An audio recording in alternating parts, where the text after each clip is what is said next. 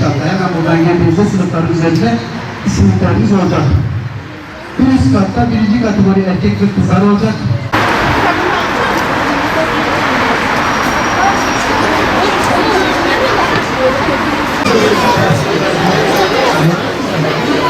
En üstte bayanlar kişi bu, erkekler ki burada. 7. sınıf kızlar. Evet. Değerli 5. sınıf erkek kızlar.